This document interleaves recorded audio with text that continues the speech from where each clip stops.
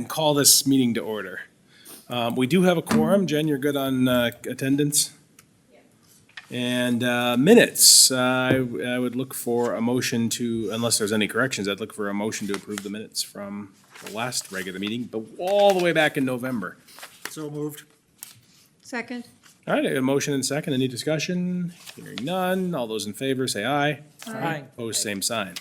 All right, unless there's an objection, I'm going to go ahead and move 3B up to the front of the line, since we actually have Jim here from United Community Bank and nobody else from the public. So at this point, I will call to order a public hearing to give consideration to a variance to allow 26 parking spaces instead of the required 36 spaces for construction of a credit union and a coffee shop at 100 Richwood Road, United Savings Credit Union.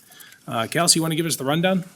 Yep, Chair and Commission, so United Savings Credit Union is seeking to redevelop the existing car wash at 100 Richwood Road by constructing a new 4,668 square foot building to include a bank and coffee shop.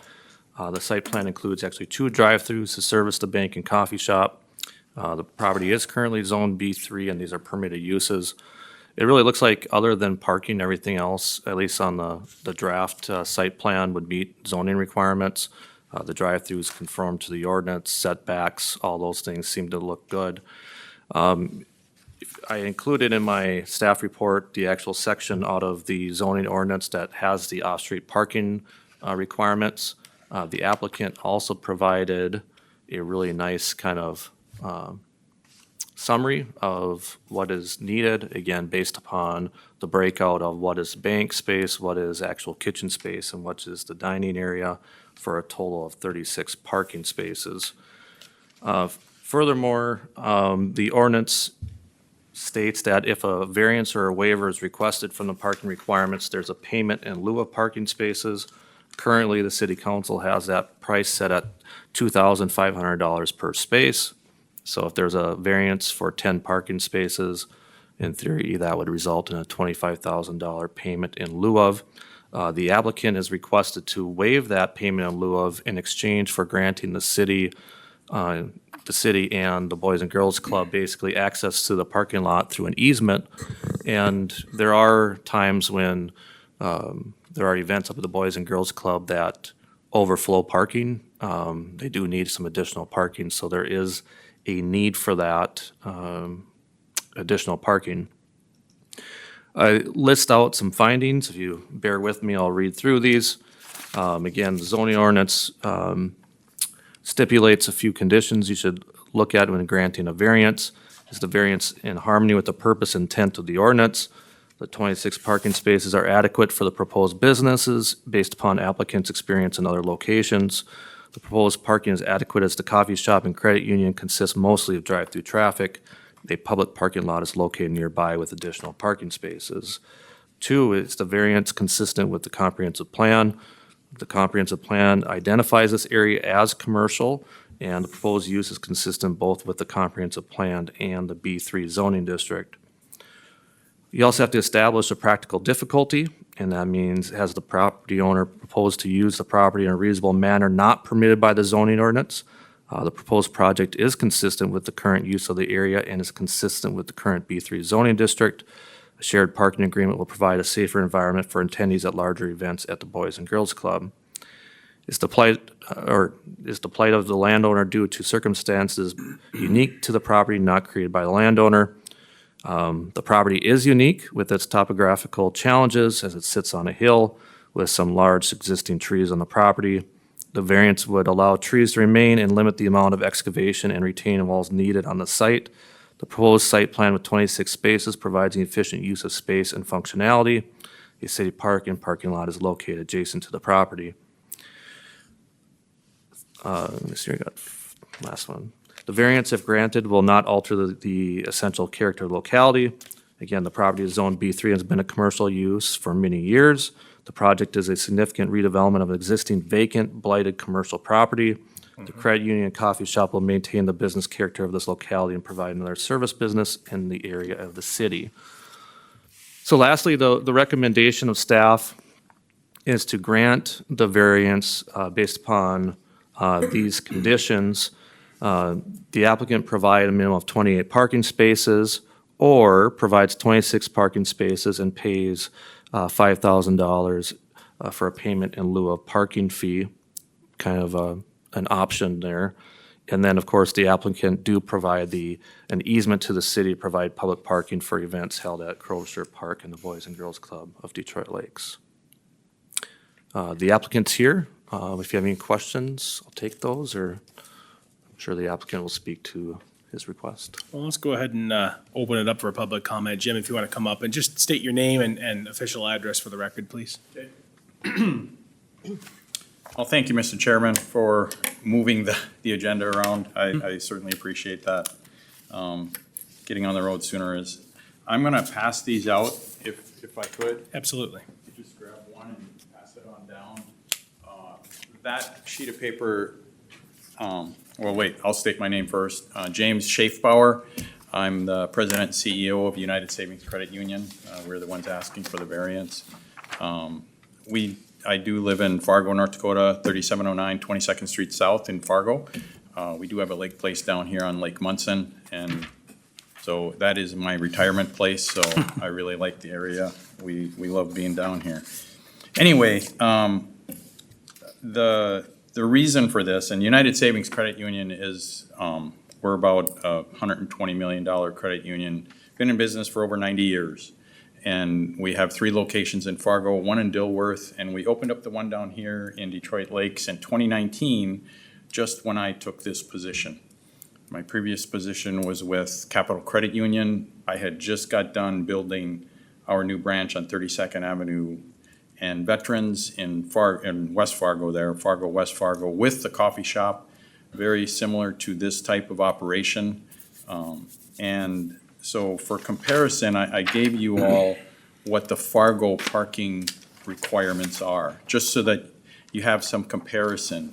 Because if I was to build this same building and square footage in Fargo, we would require 21 parking spaces. And I guess there's a little bit, the thing of it is Fargo, there, you can see their requirement for they have a separate breakout for financial, whereas the ordinance down here doesn't. And first of all, I should thank Kelsey. Kelsey's been a great help in helping me get the requirements that I needed for down here and making sure that I was calculating it right. So I certainly appreciate his time and effort in helping us through this. But, so the thing of it is that site plan, and if you've got it up there, along the south side, there is an electrical box there, that's what the little square is, and then there's another little box there. I think once we clear the area, we're gonna be able to fit more parking spaces in there, but I don't know what that is right now or what the count is. And then those 3 spots that are showing on the west side, way on the left there, those are actually, if you walk the site, that's gonna go into the hill and probably take out a couple of big trees. Now I like this area. I like the trees and the grass. I would rather not have an area of just cement and asphalt around our building if need be. So I know Kelsey and his staff, they recommended, 28 and 26 if we pay for 2. And I mean, I think we're gonna get them. I think we'll get more parking spaces along the south side, but I can't really guarantee you that, how many I'm gonna get. Cause I can't draw that on there yet, or it's hard to put that on there until we actually get the excavating done, so we can see how we can easily fit that in there. But I was gonna ask for a little bit of leeway on that final number until we get the place leveled and so that we get to the spot where we want to be. I mean, I'd like to be closer to that 21, maybe we can fit 24, 25. 28 is gonna be a stretch without going into the hill and taking some more trees out. So that's my request here, and I'm not. Yeah, Chair and Commission, just kind of my rationale when I looked at, assuming that the 3 parking spaces on the west side were buildable, I guess, or we're able to put in. That's how I was able to come up. All right, so the current site plan that you're looking at is 26 parking spaces. The thought is if you can move the transformer, then all of a sudden you would have 28 parking spots. So that was the rationale. But as pointed out, maybe those parking spots on the west side are going to be challenging. They will be, and because I walked all the way around that perimeter, and going into that west hill, I just don't like the fact that we're gonna tear down trees just to get parking spots when I don't think we'll need them. The other two factors that come into this is financials today. 70% of our members, and we have 7,000 members, 70% of them have online access. And so they either get online on the computer, or everybody's got these things in their pockets. You can deposit a check, you can go to any ATM and get cash out.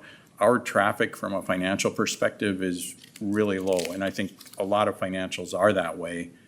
And the coffee shop, when I talked to the owner in Fargo there, who runs the coffee shop where we had put that together, she said she manages the Coda Coffee too, in addition to Bully Brew at Capitol there. She's never had a problem with parking in either spot, and most of their business is drive-through as well.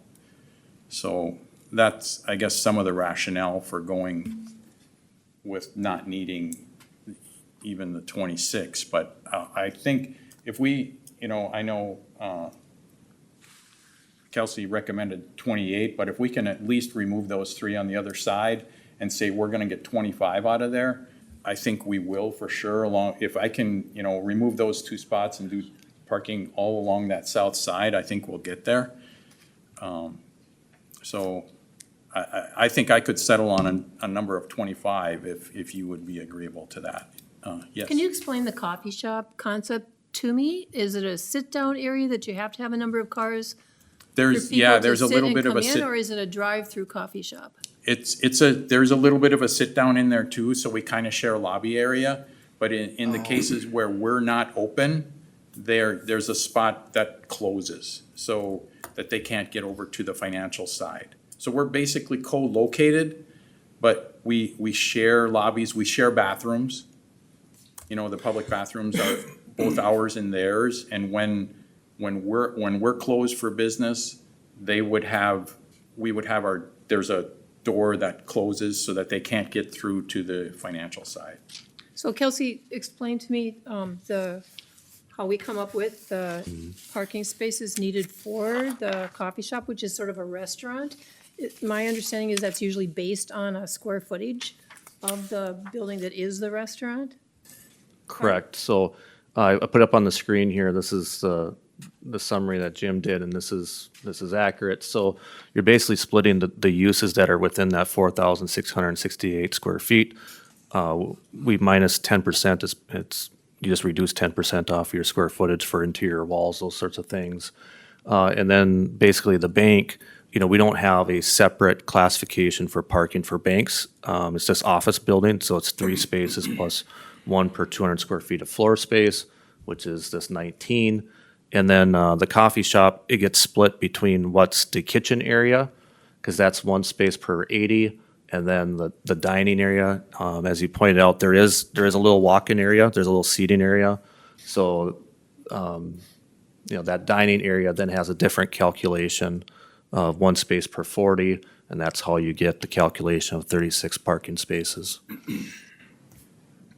And then I tried to detail out the way the Fargo, you can see on the Fargo there, when you compare the two, the office, other than medical space, they have, and I just took that for comparison to the office space down, requirement down here.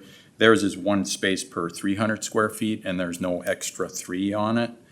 And then, but they have a separate financial breakout in Fargo for banks and credit unions.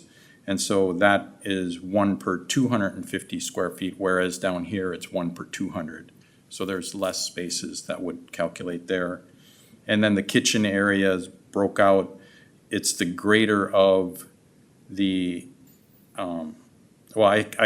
they had a restaurant and then they have a restaurant with a drive-through, so I wanted to have an equal comparison because we have a drive-through here, so I did them both. So this is a double drive-through. You drive through for coffee on one side and you drive through for banking on the other side? Yes. Yes. Yeah, you can see on the north side there, on the north side is the credit unions, so it's got 3 stacked there. A bypass lane, and the outside lane is where the kiosk will be for them to order their coffee. And so that's where they would order their coffee. It's very similar to the one I have, that we did in Fargo. It's almost exactly, it's just smaller, because the other one was a bigger one. But anyway, the kiosk is there, they order their coffee there, and then they just have to make sure they don't crash into each other when they're coming away from the drive-through or their kiosk. But that's the exact same way that they have their set up there. It's true of any McDonald's with a double drive-through, so. Can't do that. It's a different issue. Yeah, thank you for clarifying. Okay. Kelsey, question for you. Does this initial site plan for the parking lot meet the interior landscape and part of that ordinance of parking lots? I have not done that calculation. I mean, as you can see, there are some islands in here that would all count. I did not run the calc because, well, part of it, the architect hasn't done the calc for me yet, so, but you see all these different nodes in here. All these things would actually count towards the interior landscape. So, just a quick glance at it, I think it's gonna be really close, but I have not run the calcs yet. Again, my reason for having more grass and trees than cement and asphalt. Did you consider downsizing the square footage in order to meet the parking requirements? I And what did. would you have lost? We would have lost the coffee shop. I mean, if You would have. if this doesn't work, we just won't put the coffee shop in. I would like to have it there because I think it helps both of us. But, if push comes to shove, we're gonna lose the coffee shop. And correct me if I'm wrong, but we are gonna lose tree coverage. Is there any retainage consideration and tree coverage removal on the north side of this construction or site plan? Not at this point, no. There isn't. No. You're gonna have runoff issues from the upper lot. Have you considered that? From the Boys and Girls Club, yeah, we'll have to channel that somehow. Okay. Kelsey, I have another question. Where is that park that you were referring to that's adjacent? Crovershire Park is actually where the Boys and Girls Club sit. That's actually all city park. That's all Crovershire Park. Mine's like right here. Oh, okay, so the Everything's facing definition over. is still Yeah. up and over. Well, it comes all the way down, though. It does. This Who is has actually, this section that's right here? This, where the number 27 is at, kind of right. So if you scroll down to the next map, Kelsey, Yeah. right where the number 27 is. that is all city property. That is all city property. Correct. Back in the day, there were some baseball parks down there. Yep, it used to be right here. Again, this Yes. is all Yeah, right. Crovershire Park. Legion. And it was the end of the sliding hill. Oh, yep, that was, And I didn't know this when I talked to the president of the Boys and Girls Club, because I initially gonna ask him to share parking because we knew what we were facing here. And he said, oh, yeah, he said, that'd be great, but he said, it's not mine to give. So, thus I got Kelsey involved and it's been great, trying to figure out how we can make this happen. I mean, we're gonna give up, however many spaces we can fit in here are gonna be free to Boys and Girls Club, or I'm not sure if they have doings at the park up there that get that many people there at once, but I know the Boys and Girls Club fill up the lot every once in a while, and it's normally during our off hours, and so they don't have to go across the road. And he said, they have a church across the road, but they have to cross 34 then to get there, and they can just park and walk up the hill and be there. I personally have attended several large events at the Boys and Girls Club, and I'm not so sure I would have gone down the hill outside and gone into the next parking lot to park, but I parked there Saturday. Did you? For the event they had Saturday? I didn't go. I just would have gotten there early. Early bird gets the worm. Any other questions? So I want to clarify the trees, because I'm a big proponent of not taking out these trees. Those are big trees and they're very nice. So which of the plans is not taking any trees out? I don't have a plan that doesn't take any trees out, because the ones right by the entryway down on the. On the north west- side? On the west side, the southwest corner there, Okay. right by the, I don't know how we're gonna be able to keep those trees there. But I don't wanna go into that hill, I mean, that's not a hill, they're down. I don't wanna go into that hill on the backside of that building, or the current building.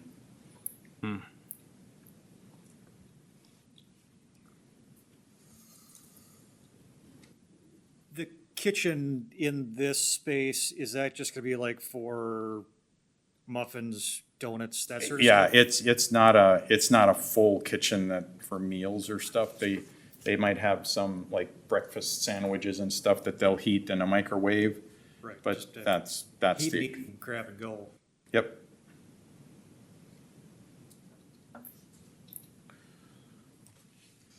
They're required to have like a three sink thing in there though, for, I think any coffee shop needs that, so it's, I think you almost have to classify it as a kitchen of some sort. But it's not your full kitchen with ovens and overhead fans and things like that.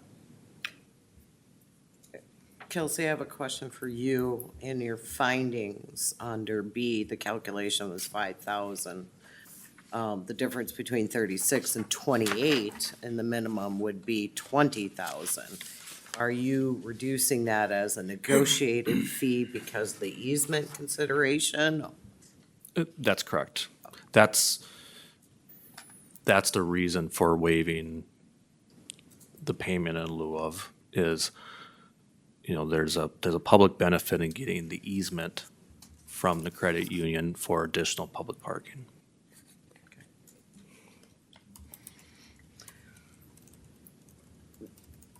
Okay. And no matter how many parking spaces, I'm still willing to pay that. To get, We're at 21 versus 28.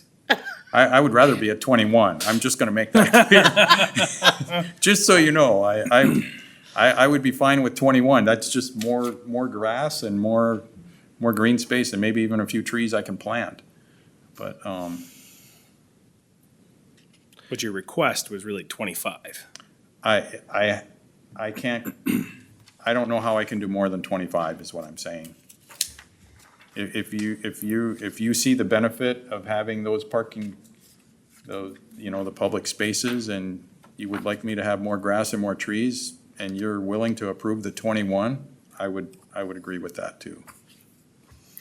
This is where we were all run into the challenge. Dylan? I would just like to, Kelsey and I maybe have a little bit of a disagreement here. Okay.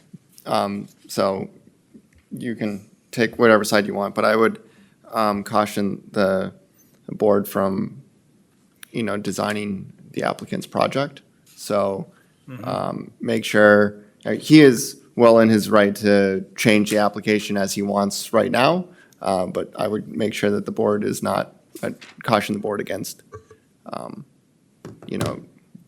changing the application yourselves, so. Fair enough. And, Just- and I guess that's kind of also fits with what I was gonna say, is I think that the challenge we always have here is that this is a property right.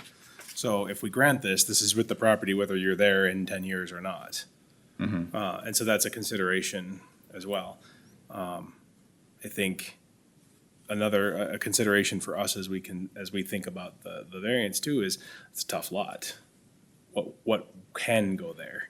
What really can effectively be there? And what are the requirements around that, so. Okay, more questions for Kelsey or for Jim?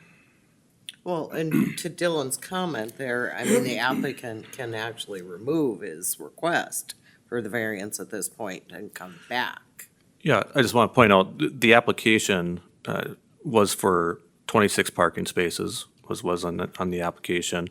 Dylan's comment is, my recommendation was to approve the variance at 26 parking spaces, it's just whether or not to waive all of the payment in lieu of is really was the sticking point, but that was the application. And again, the applicant could amend their application as well, but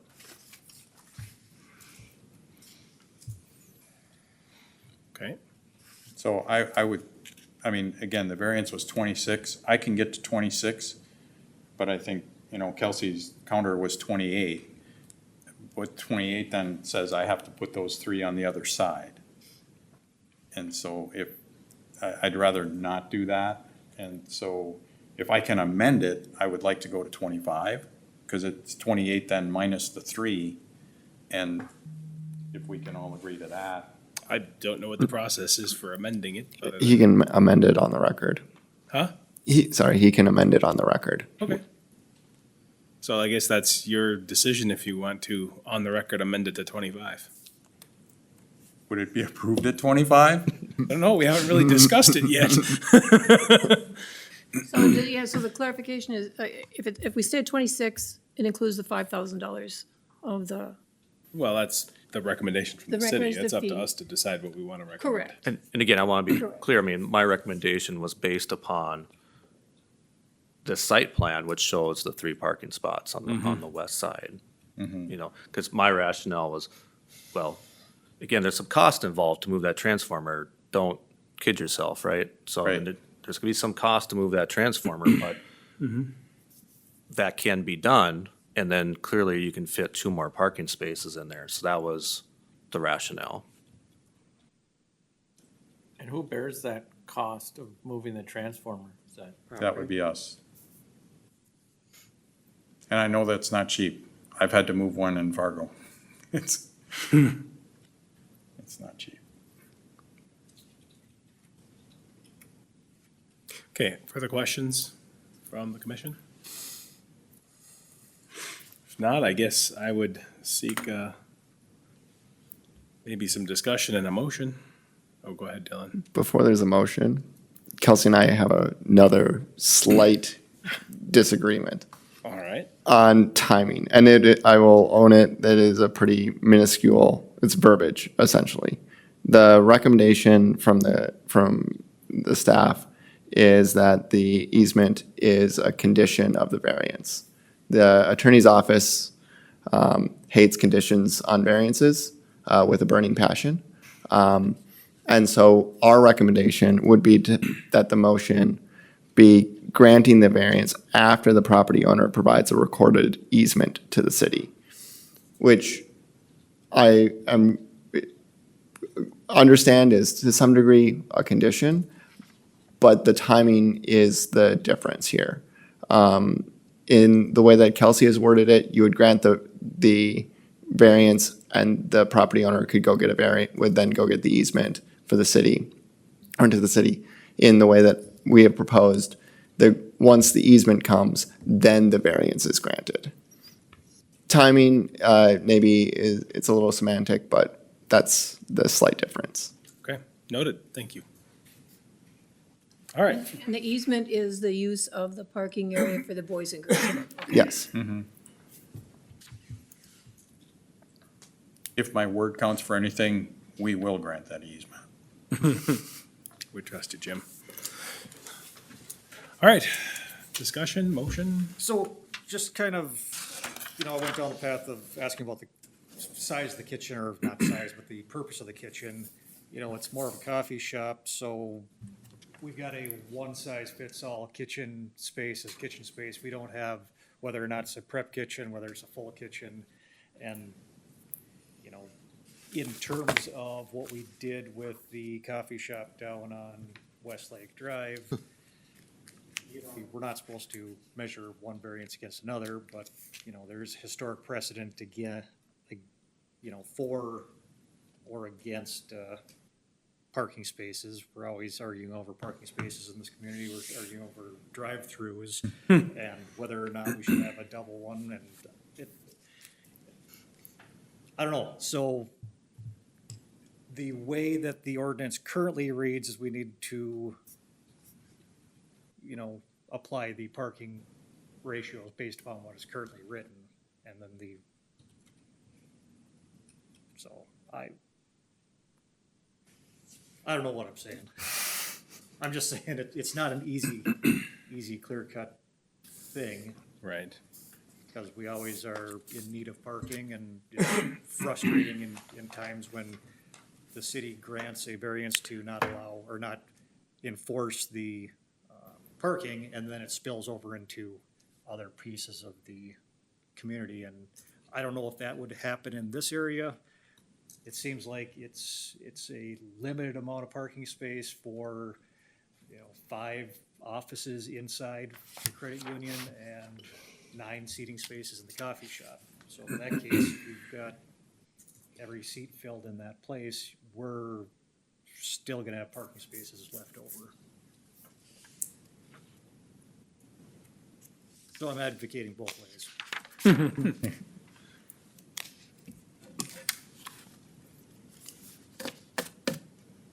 Other discussion from the commission? Otherwise, I would seek a motion one way or the other. Dan's statement is similar. We've had this discussion on parking spaces. I mean, we get Zorbas thrown at us every single time an argument comes up.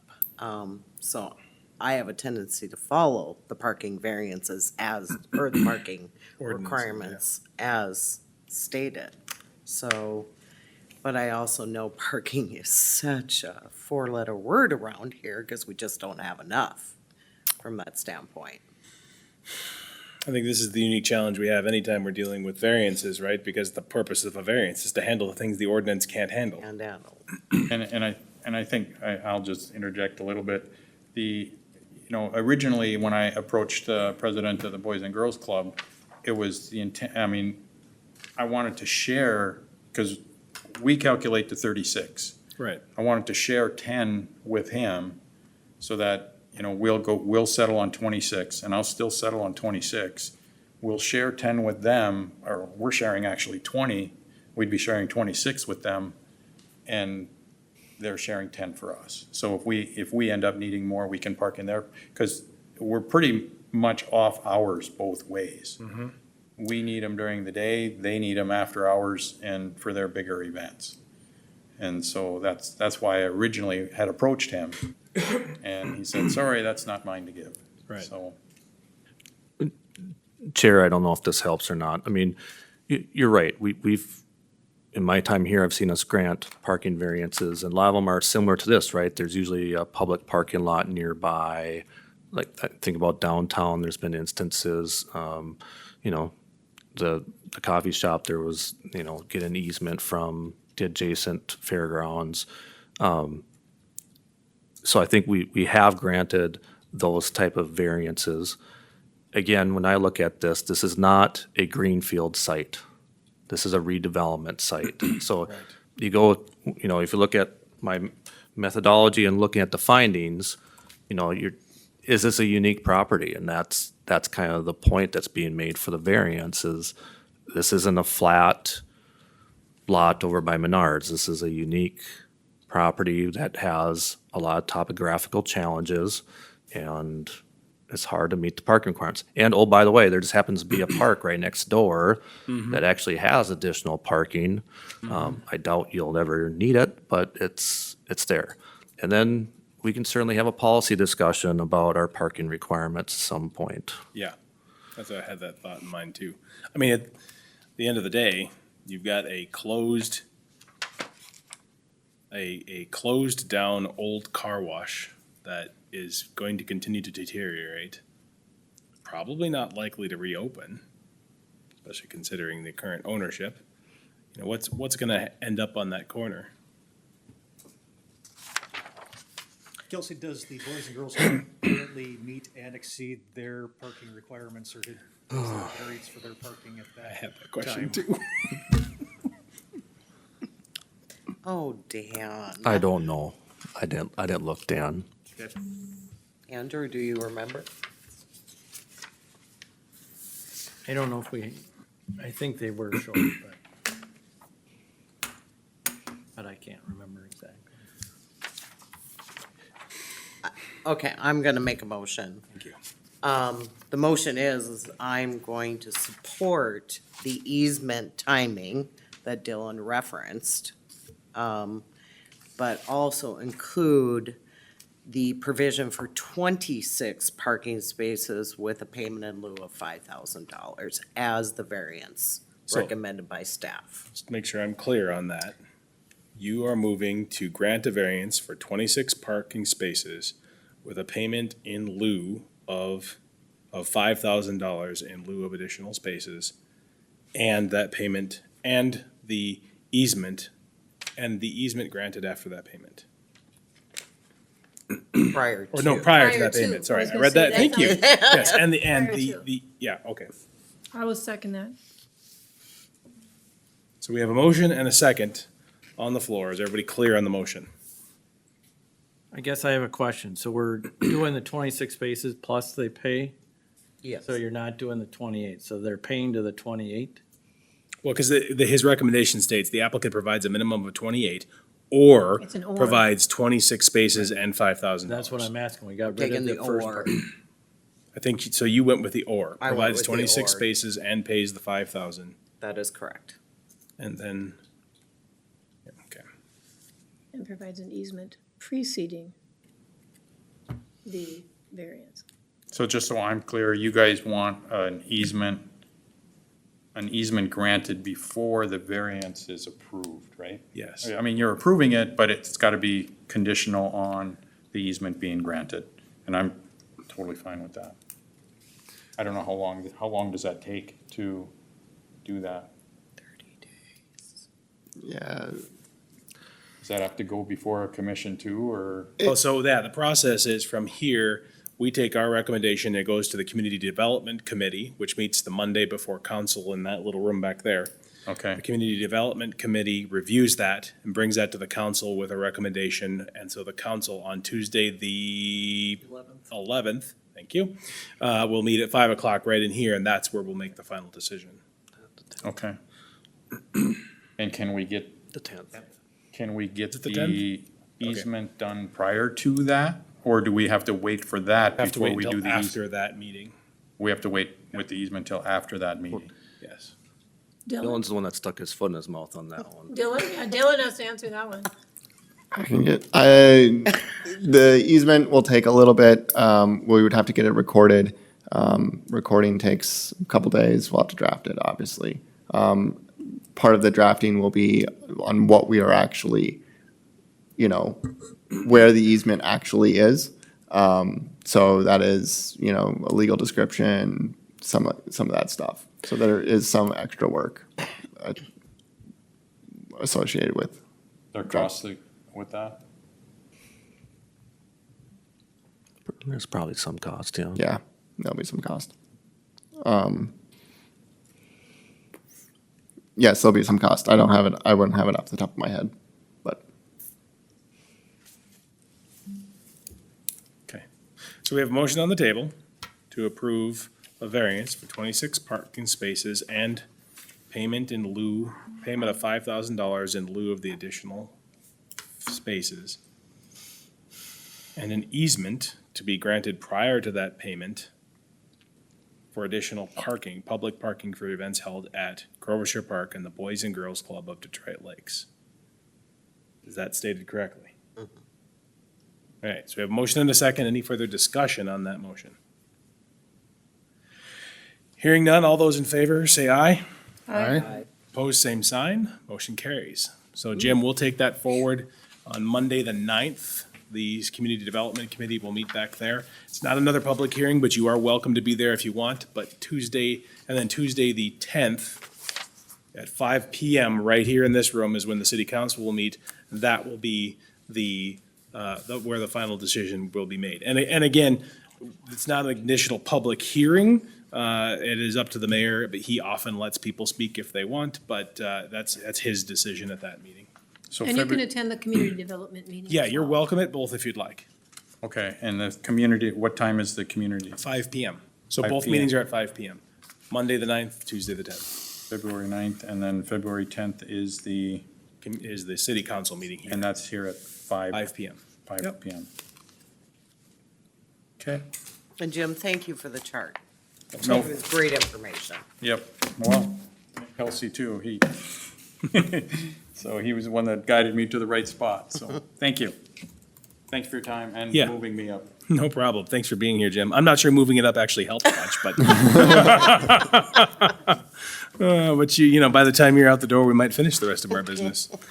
All right, let's go back to item 3A, and I'll call to order a public hearing to give consideration to a rezoning from RA Agricultural Residence District to B3 Auto-Oriented Business District and a conditional use permit to allow sales from motorized vehicles or trailers at 1686 Randolph Road. Kelsey. Chair and Commission, so DL Hotel Group LLC has requested rezoning of the parcel adjacent to Ortonstone. Again, well, let me pull that up here quick. Just want to be clear, there are two parcels. The one that is part of the public hearing is just this parcel that is the old farmstead. The larger parcel that is still Ortonstone Gardens would remain its current zoning, which is RM, and that's not subject to the request. What's that? RA It's remaining now. as, RM. Yep. So B3, they're basically seeking the B3 auto-oriented business district to basically do commercial activities there. In the staff report, I included the section of our zoning ordinance that deals with open or outdoor services and sales. That's what the conditional use permit is required for, and that's one of the reasons why we recommended the B3 zoning district was the language that allows that type of use for one, and then really just the nature of other B3 districts being within that area. So again, the zoning ordinance provides some guidance on basically 4 different findings on a rezoning. It has a relationship to the municipal comprehensive plan. The comp plan actually identifies this area as either high density or low density. As you can imagine, that land use plan was adopted before the development of Ortonstone Gardens, so the nature of the area has changed. And again, there are similarly zoned properties, B3 located within the vicinity, and then the remaining property is zoned RM. For those reasons, the finding was that the proposed zoning change is consistent with the comp plan and zoning ordinance. Second is the geographic area involved. This property is bordered by a county highway to the east, Randolph Road to the south, again, RM property to the west and north. And of course, right across the road is the railroad track, Highway 10, and then just basically vacant land. Consider the character of the surrounding area. Again, the character has changed with the creation of Ortonstone Gardens to the west and north of the property, and this area has become a destination for the general public. Demonstrated need for such use, zoning changes in the public interest will provide an area for commercial activity adjacent to Ortonstone Gardens and the Heartland Trail. The zoning change is necessary to provide services to visitors to these attractions. I just point out, this isn't necessarily for the planning commission, but to change zoning from a residential district to a commercial or industrial zone does require a 2/3 vote by the city council, so that's something for the council to keep in mind. I added the language from our zoning ordinance in regards to the conditional use permit, in which you're supposed to basically consider if there's any adverse impact to the general welfare. Again, based upon the findings listed above, did not feel there's a negative impact to adjoining properties. So with that, the recommendation was to recommend the granting of the rezoning of the property from, I believe it's RA to B3 Auto-Oriented Business District. And furthermore, staff recommends approval of the conditional use permit, subject to the conditions spelled out by Section 13 of the zoning ordinance. Okay. Well, seeing there's nobody here, I'll go ahead and close the public hearing and open it up for discussion and questions with the commission.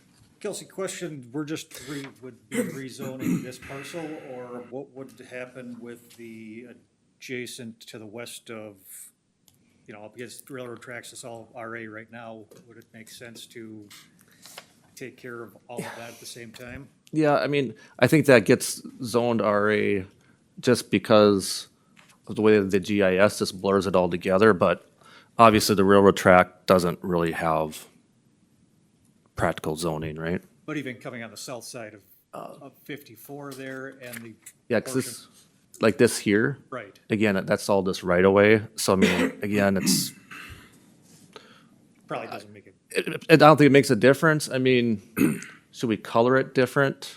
I don't know. Let me find that's the one there. yeah. So Dan, you're asking about the entire green area. Yeah, if it makes sense to do that all in one piece rather than if ever in the future it needs to be piecemealed. Because it's already being piecemealed, we'd have RM, B3, and then potentially RA surrounding it.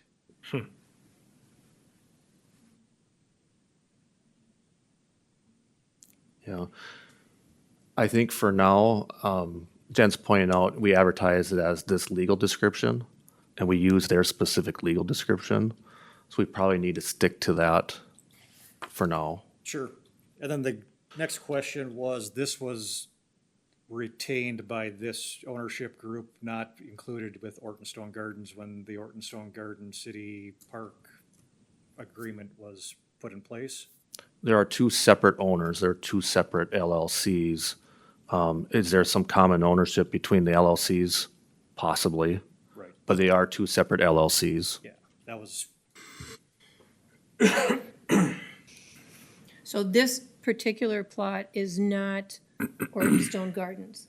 It's where you access our Ortonstone Gardens, but As far as the city's concerned, it's not, because our lease agreement does not include this parcel that's being rezoned in our lease for a city park for Ortonstone Gardens. It does not include this parcel.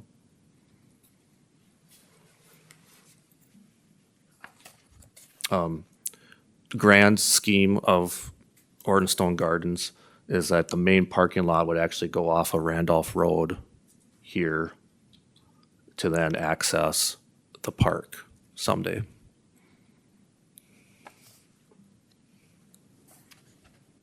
But right now you have a right to use access. Yeah, that just happened because really we're having way too many people park on the road. So they started parking up by the farmhouse. so the pictures that you all sent out shows a new building. And so we're not, this is just the rezoning We've got two. and the actions. conditional use to conditional have the use. food trucks, but there's nothing, we're just so into parking. There's nothing here about how much parking you have to have there, right? No, We're not dealing with that right now. you're not dealing with that right now. Okay, If they come back later with with a new building and a preliminary site plan and all that stuff, we get to deal with that then. okay. Correct. So this is just a, You're so cynical, you're assuming they're not gonna meet the parking requirements. Yeah, it might be Nobody ever simple, does. just getting a permit and doing their thing. We are foreshadowing a future discussion. Yeah. And she does realize, sorry, the applicant does realize too that we don't have anything to do with defining what food trucks are permitted to come in and be used on that's a city. Yeah, and they still would have to get a transit merchant Okay, license. that's exactly what I was hoping she understood, because I saw it in her application. That'll be the next ordinance we're looking at. And I don't want to confuse things more, but, in the Ortonstone Garden property, since that's a city park, we've also granted special event permits for them to have food trucks and stuff actually on that garden parcel as well. But that's a separate issue. so this being private, would they need to have a condition, condition or transient merchant license? So that's Yes. anywhere? Yep. What if they had a special event? Not on private property. It's really interesting because Google Maps actually puts Orton Stone Gardens right on that parcel too. A couple of questions related to the permitted use. Are we over the ordinance? Can I ask a conditional use question? He's the chair. Sure, why not? Permitted use, you included all of the conditions in section D of the conditional use for it.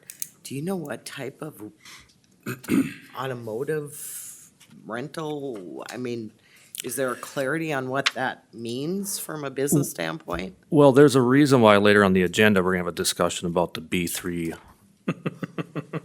zoning district. Yeah, I mean, by the letter of the zoning ordinance, to have, to do sales, basically those outdoor sales from a wagon or trailer or vehicle, you're supposed to have a conditional use permit. And then it does lay out specific conditions that you're supposed to meet for that conditional use permit. Does. Okay, so that is what it is outdoor sales, and that's why we went and included section D in there. Got it. Okay. I got a little confused in the application with what she was trying to accomplish.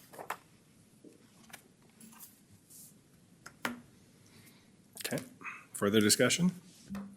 Or a motion? I'll make a motion to, I'm gonna start with the zoning piece of it to move this property from an RA definition to a B3, sorry. All right, so we have a motion on the table to rezone this from RA to B3. Is there a second? I'll second it. All right, further discussion on the motion? Hearing none, all those in favor say aye. Aye. Aye. Opposed, same sign, motion carries. Okay, so that's the rezoning. Now what about the conditional use permit?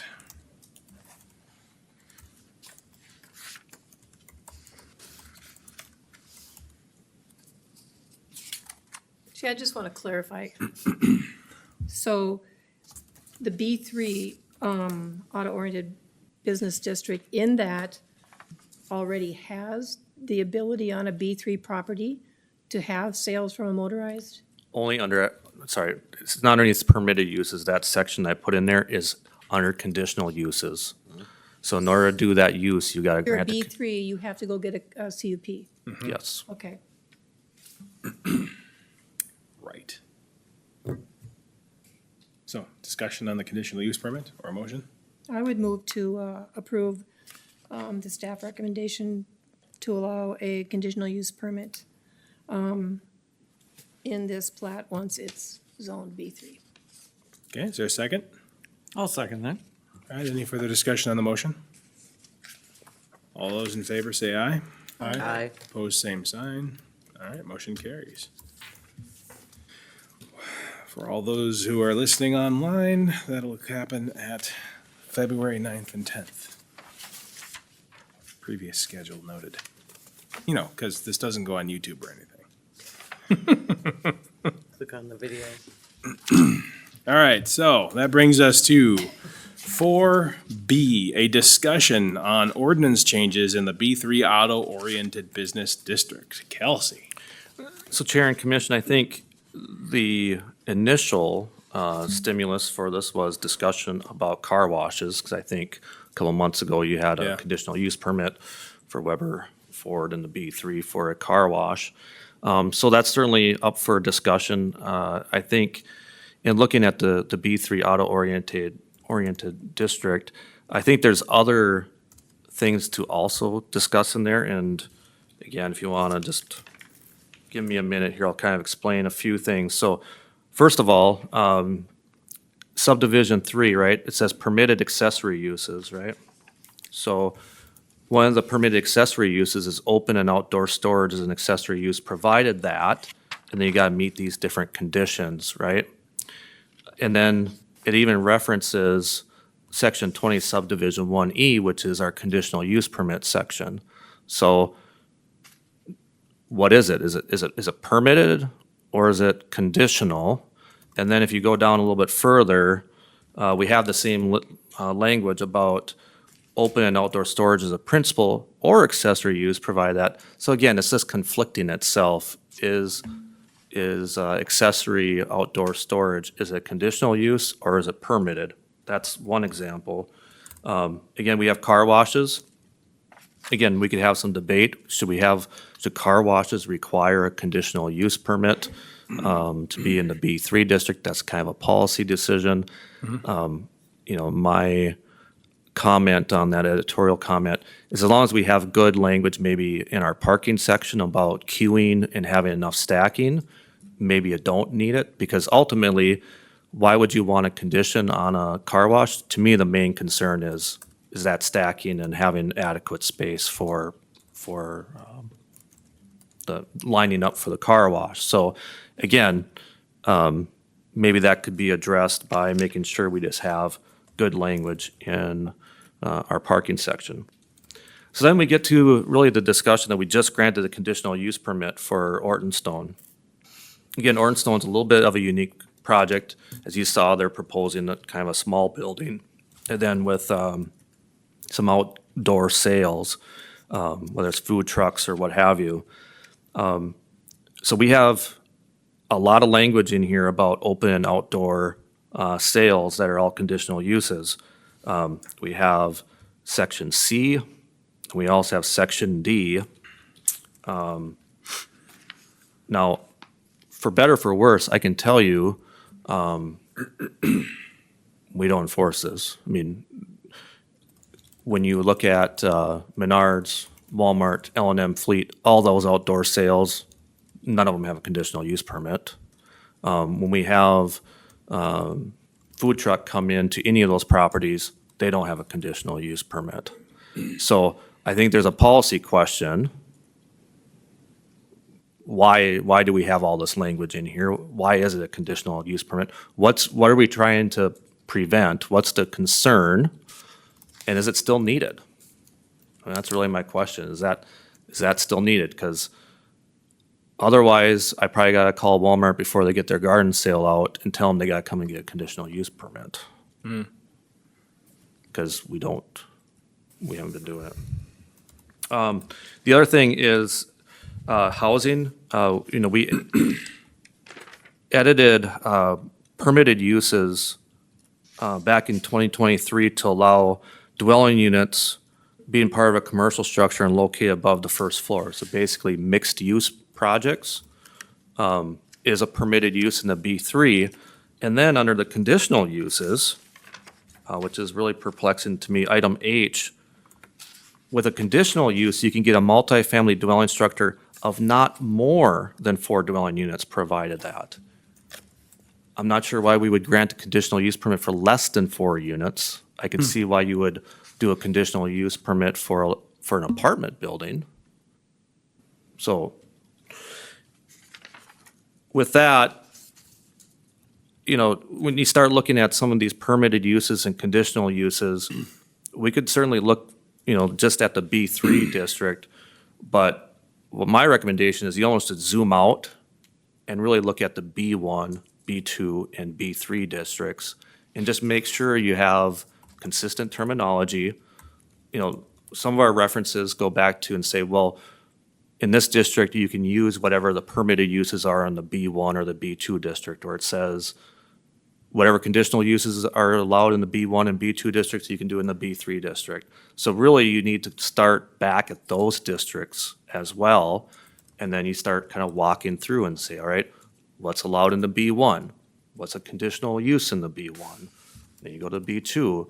Instead of if you just look at B3, I think you're missing the whole picture. So obviously, we don't have changes, we don't have recommendations for what the changes should be, but I think we should start having a discussion of looking at how we should make some amendments to our zoning districts, and staff's prepared to work on that. If one or two of you want to sit in on those discussions, I'm not going to turn you away if you want to volunteer. Again, I think staff will do most of the heavy lifting on this, but what are your thoughts? I mean, do you see some of the inconsistencies here? Can you repeat what you said about the multifamily thing?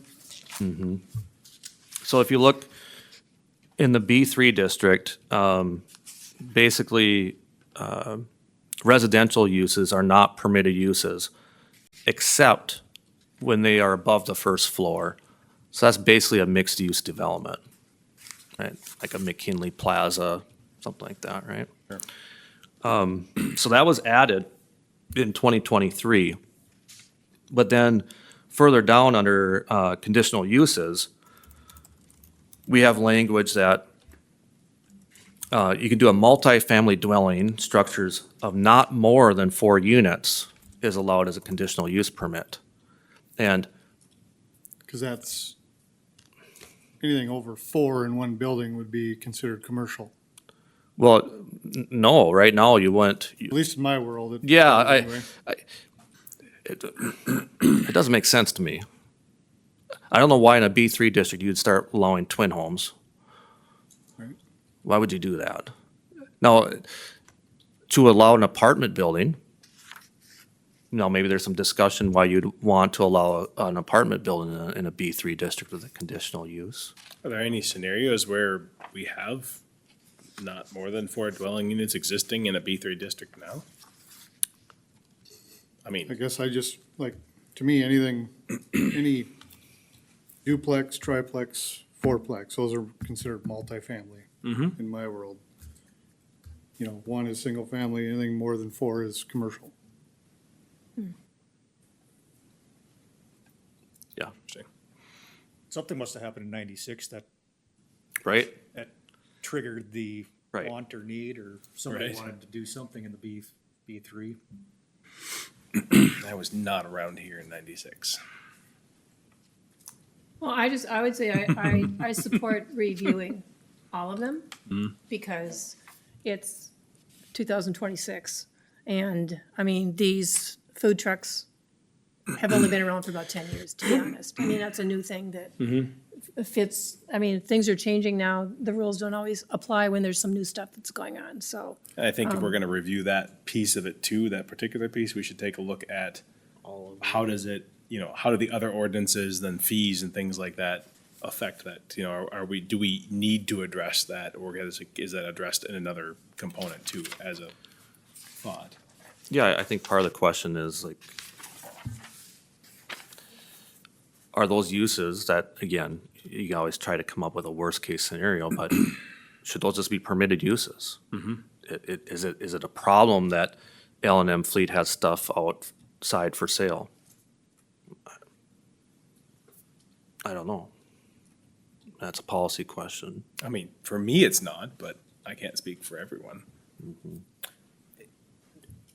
So as you were saying that and speaking to it earlier, all I could think of is, let's talk about food truck. Now let's put a coffee shop in the middle of a parking lot that is permanent.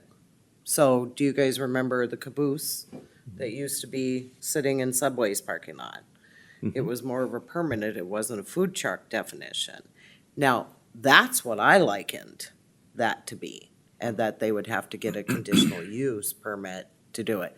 Not necessarily L&M's kayaks or trailers that are sitting in their parking lot. A good point, yeah. I mean, when I look at that definition in there, and maybe I'm wrong, because we wouldn't want somebody like the caboose to go into Menard's parking lot and put up a permanent coffee shop drive-through without getting a conditional use permit, correct? In theory? Yeah, I mean, Well, and again, does that it's a apply policy to like question. Ace Hardware putting their bags of yard stuff? Because they haven't got much storage, because they're downtown. They're not a box store that's, and they're not a B3. Not B3, yeah, Yeah, correct. but your point that I totally believe is don't do this little pinpoint if it's gotta trickle down from somewhere else. I mean, start at the top and work your way down. And at the end of this, maybe you don't change those things. Maybe it all makes sense when you dig into it, but, you know, what the planning commission, I'm looking for some guidance that this is something we should look at because, just like we're spending more time here tonight, you'll spend more time here probably in February and March, looking at ordinance changes. Well, it's much like the short-term rentals, where we started with a conditional use permit and we went to licensing. It just, because it was taking up so much time and it was unnecessary, we'd already done the work to produce the 14, 15 checkpoints that you had to do. And if they met that, it was good to go. I mean, I'll ask the obvious question, isn't this what we're here for? Yeah. I mean, the public hearings and all that stuff are a necessity, but to me, it seems to me like this is the meat and potatoes of the job that we've been asked to do. But there are upgrades in ordinances that need to be done. Yeah. With change of time and difference of businesses, marketing, you know. It's, I mean, there's pop-up things going on all over the place. I mean, if you're gonna do a pop-up whatever, you know, that has some retail kind of thing. How do you address that? Because that's something that's become more. It's actually been a request. Are you suggesting just do the Bs for right now? Yeah. I think it'd be a good idea to look I at do all too. the Bs because they're cascading that things are incorporated from the previous or more restrictive that are, I think it just makes sense. I won't be here, but if you want to do some of that work. And then in March, we can,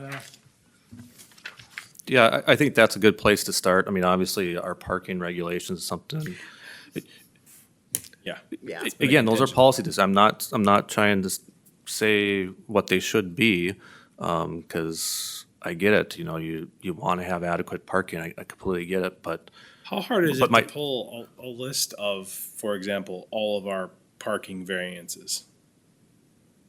Is that easily accessible or is that a difficult task?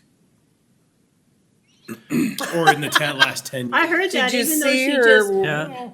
yeah. Well, Good hearing. I mean, yeah, I'm sure you understand why I'm asking that question. You know, it's, if we're gonna make changes, it should be based on, Yeah, my concern is, you know, as the city spends $30+ million into Westlake Drive and the beachfront, and we want that to spur private investment. I don't know how we're gonna get any commercial redevelopment of the beachfront that meets our parking requirements. So how are we gonna handle that? Are we gonna just grant out variances like Zorba's? Or what are we gonna do, you know, are we gonna? So, well, if we change anything with parking, you know that'll come up. we just need a rubber stamp that says variance approved. don't put that part in, Jim. Yeah, strike that from the minutes, please. And Jim did a wonderful job in showing us, Yeah. Fargo's not like us. We're not like Fargo.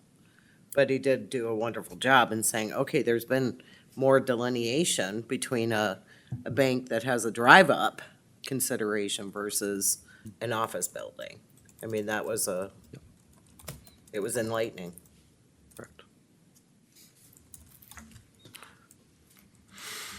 All right, so it sounds like what we want to do is move forward with a review of all of the business districts. Kelsey has an open invitation. Is there anybody that would be interested in participating with the city staff in that in some capacity? Dan volunteered. After February. Is Dan gonna be gone in February at the same time is Dan missing it because of me missing it? Well, when is the February meeting? Because I'm gone, the last 2 Thursdays I'm gone. Yeah, then you miss it. I think I'm gone. 26th, I'll be in Sweden, Oh, or I'll be in Wisconsin. so I'll still be here. I mean, I'm willing to volunteer to help. Depends on the day of the week for me. If it's a Wednesday or Thursday, that works better. I'm retired and I have a lot of time, but I don't know that I have the knowledge. I'm a good listener is all. Well, you're illiterate, so you can read. That's something. I can It's like a read. huge start. Thank you. Thank you for your acknowledgement of that. Yeah, I just gotta avoid having a quorum, of course, so. Yeah. I will not volunteer for that purpose alone. You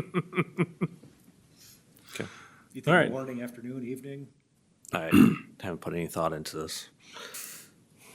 Well, he'll contact the volunteers and let you know. By 7:30 tonight? All right, moving on, we have a legislative update on, as item 4B. Yeah, Chair and Commission, we probably don't talk too much about proposed legislation, but there's really been a lot of effort in the last couple of years, for better, for worse, as a bipartisan effort to basically preempt local zoning controls and basically requiring some higher density requirements in all cities. This is really an approach or a tactic that some legislators think that will help housing in Minnesota, right? I mean, we've all have heard about the housing challenges in the state, and they think this is something they can do. This is, legislators want to do something, and they think this is something that could help the housing issue. It does have ramifications on Detroit Lakes. Some areas do, some don't. For example, one of the things it does is it prohibits any type of aesthetic mandates. Quite honestly, that's not a big issue for Detroit Lakes. We don't have a lot of aesthetic mandates, or really any aesthetic mandates that says you gotta use this, and you gotta have a certain size garage. Really where that comes into play in Detroit Lakes is in covenants.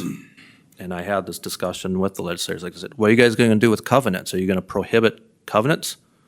Oh, no, well, we haven't really thought about that. That's really not a city issue, that's really required in covenants. They also want to get this, prohibit cities mandating HOAs. We don't require HOAs on every new subdivision, but we do on planned unit developments.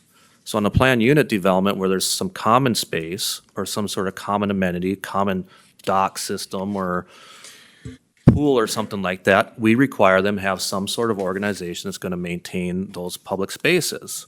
So raise that concern. What are you gonna do if we can't mandate HOAs? Oh, well, that's not what we intended, was their answer. We just didn't want cities just requiring HOAs for park spaces that the city should be maintaining. Okay, well, we understand, but when you put a law that says you can't require HOAs, that's a problem. It would require cities to allow ADUs. No, some of you might think this is a great idea, but accessory dwelling units. We currently do not allow accessory dwelling units. This proposed legislation could mandate ADUs in all of our residential There's an districts. ADU, Accessory dwelling unit. which is, Like a Mother-in-law suite. mother-in-law suite. oh, okay. Right. So like all those Separate. garages all around Detroit Lake are suddenly gonna become, or will officially become. Where we tell them they can't put bedrooms in there. Correct.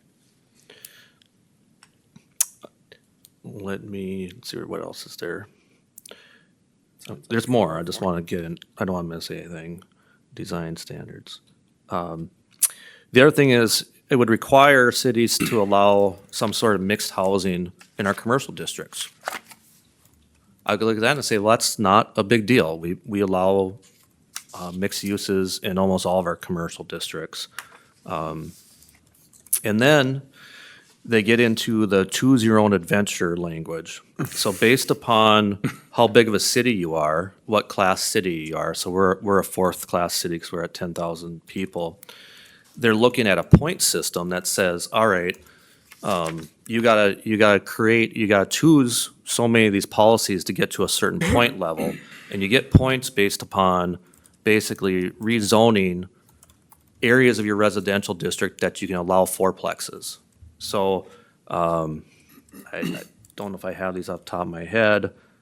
Yeah, you get so many points, like if you say 50% of all of our residential areas, you can do fourplexes. That'd give you points. If you say, all right, more than the mandated requirement for commercial use can do apartments, that gets you bonus points. So basically what they're trying to do is promote density in all these, in all cities. That's what they're trying to do. So it's frustrating because, you know, regardless of where you may be on this issue, this is stripping away local control. This is the state being heavy-handed and basically telling cities on how to do your zoning. And for that reason, I think cities unanimously have always have opposed it. When I had the Zoom call with a couple of legislators in the House who are authoring this bill, you know, they kept saying, we know you're from Greater Minnesota. We know you're really not the problem. And I said, well, if we're not the problem, why are you passing statewide legislation? You know, if you have some bad actors in the metro area, why don't you just target the 7-county metro area?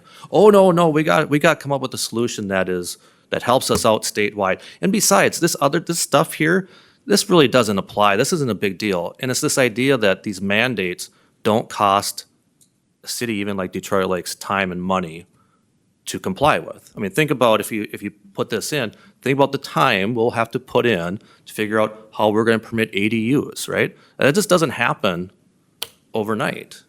And it's just kind of that lack of understanding. When I start asking these questions about, well, if you prohibit HOAs, what are we gonna do? Oh, well, it's a good question, you know? It's just this ripple effect and unintended consequences that happen with this law. So, this has been proposed a couple of years in different forms, and our League of Minnesota Cities, Coalition of Greater Minnesota Cities have done a good job shooting it down, not getting it passed, but it's coming back again this year, and it seems like, quite honestly, Representative Hortman was probably the biggest opponent to this language, and she had a lot of influence. Representative Hortman's not there. So there's concern among all the city groups that this is going to possibly get traction. How does this apply to townships and counties? Nope. Just cities, Dan. Well, maybe Lakeview will get to be their own town and incorporate, and then they can deal with it. So that's my soapbox. I just want to make you aware of it. Yeah. And do you want our perspective and opinion? As I read through it, and I wouldn't support this legislation for our local jurisdiction. But, I mean, okay, let's take an ADU. Again, I'm a native Californian, okay? ADUs are allowed in California. Guess what happens when you allow an ADU on plots of land in California? You now have changed that impervious surface calculation. Your setbacks go from 30-foot setbacks to 5-foot setbacks because of an ADU. So, I mean, you've got people on top of each other. And again, speaking to the density piece that's there, that's why they do it. So Right.